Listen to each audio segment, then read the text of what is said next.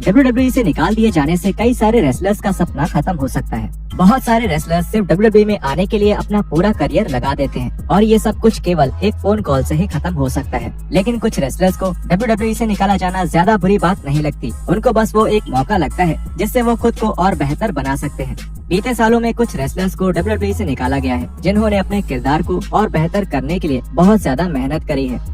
तो जुड़िए हमारे साथ जहां हम बात करेंगे ऐसे 10 रेसलर्स की जिन्हें WWE ने निकाल दिया था लेकिन और बड़ा और बेहतर रेसलर बनने के बाद वापस पाना चाहा। नंबर 10, जिंदर महल। जिंदर महल का पहला रन कुछ ज्यादा खास नहीं रहा, इसलिए जब 2014 में उन्हें निकाल दिया गया तो इसमें कोई हैरानी की बात नहीं थी। अगले 2 सालों तक महल ने इंडिपेंडेंट सीन में काम किया, लेकिन उन्होंने साफ तौर पर अपनी तैयारी पर बहुत ध्यान दिया और पहले से कई ज्यादा फिट हो गए। WWE ने 2016 में उन्हें फिर से साइन कर लिया और केवल कुछ ही महीनों में महल एक जॉबर से एक मेन इवेंट के रेसलर बन गए। आफ्टर द बेल पर अपने अपीयरेंस के दौरान महल ने 2014 में WWE से निकाले जाने से उनके ऊपर हुए असर के बारे में बताया और उन्होंने कहा, मुझे नहीं लगता कि ये पहले कभी हुआ है कि किसी को निकाला गया हो और वो वापस आ जाए। और मैंने उतने कम वक्त में खुद पर काम किया, खुद को बदला, वो विश्वास, वो स्टाइल, सिंह ब्रदर्स, ये पूरा पैकेज और ये प्रेजेंटेशन।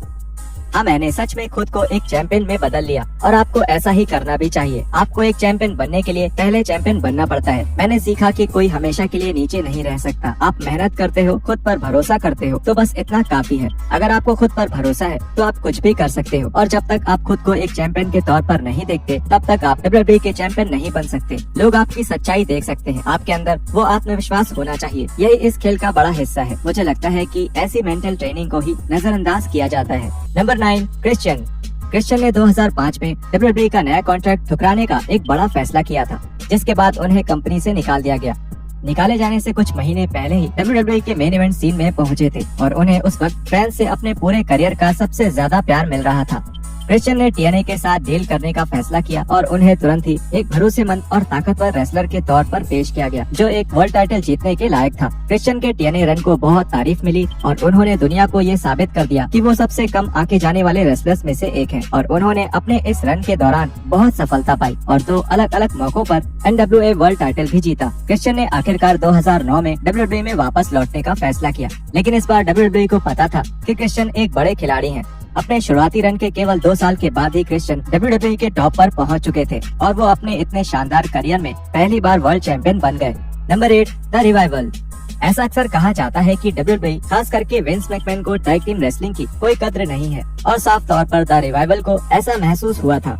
ये 2 काबिल रेसलर्स WWE में बहुत परेशान थे, इतना ज्यादा परेशान कि उन्होंने खुद ही WWE से निकलने की मांग करी थी। मैकमैन उनके लिए अजीब से नए किरदारों का आइडिया लेकर आए थे, जिससे इन दोनों रेसलर्स की रही सही इज्जत भी पूरी तरह खत्म हो सकती थी, जिसके बाद वो केवल एक मजाक बनकर ही रह जाते।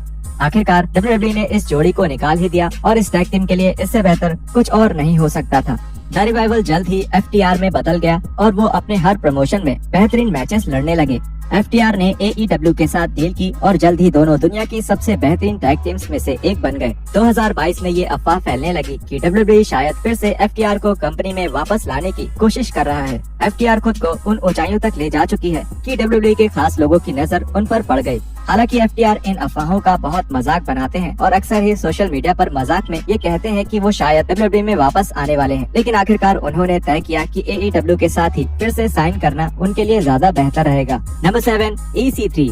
जब 2013 में डेरेक बेटमैन को WWE से निकाला गया था तब फैंस को ज्यादा फर्क नहीं पड़ा था क्योंकि बेटमैन को टीवी पर बहुत कम ही दिखाया जाता था। लेकिन निकाले जाने की वजह बेटमैन को असल में अपने लिए एक ऐसा किरदार ढूंढने में बहुत मदद मिली थी जो उनके ऊपर अच्छा लगता हो और काम न होने के कारण वो अपनी सेहत और फिटनेस पर भी ध्यान दे पाए थे और वो काफी फिट हो गए। बेटमैन ने TNA के साथ कॉन्ट्रैक्ट साइन किया और तभी EC3 किरदार का भी जन्म हुआ। EC3 ने डिक्सी कार्टर के विलेन नेफ्यू के तौर पर डेब्यू किया और इस किरदार को केवल मनोरंजक कहना बहुत कम ही होगा।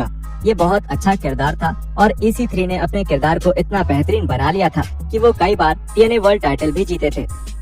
इसके कुछ सालों बाद वो TNA से निकलकर वापस WWE में EC3 के नाम से ही आ गए। हालांकि उनका ये रन कुछ खास नहीं था, लेकिन एक रेसलर को किसी दूसरी कंपनी में एक अनोखे किरदार के साथ सफल होते हुए देखना काफी अच्छा था और इसी कारण वो WWE के लिए भी एक खास टैलेंट बन गए, जिसे WWE ने फिर से कॉन्ट्रैक्ट ऑफर किया। Number 6, Jack Ryder. 2020 में WWE ने जैक राइडर को 15 साल कंपनी में रहने के बाद उनके कॉन्ट्रैक्ट से निकालने का फैसला किया। अपने रिलीज को खुद पर हावी होने देने की जगह उन्होंने मेहनत करके इंडिपेंडेंट सीन में अपने असली नाम मैट कार्डोना के नाम से एक शानदार नाम बनाया। मजेदार बात ये थी कि उनका इंडिपेंडेंट रन इतना ज्यादा सफल हो चुका है कि कार्डोना अब इंडिपेंडेंट सीन में WWE से ज्यादा पैसे कमा रहे हैं। कार्डोना इस बात का बेहतरीन उदाहरण है कि WWE से निकाले जाने से दुनिया का अंत नहीं होता और इस कंपनी से बाहर भी ऐसे कई मौके हैं जिससे आप सफल हो सकते हैं और पैसे भी कमा सकते हैं। ऐसी अफवाहें हैं कि WWE शायद कार्डोना को फिर से साइन करने की कोशिश में है, लेकिन अब जब वो खुद ही इतना पैसा कमा रहे हैं तो WWE में वापस आकर पुराने IC चैंपियन कार्डोना को आखिरकार मिलेगा।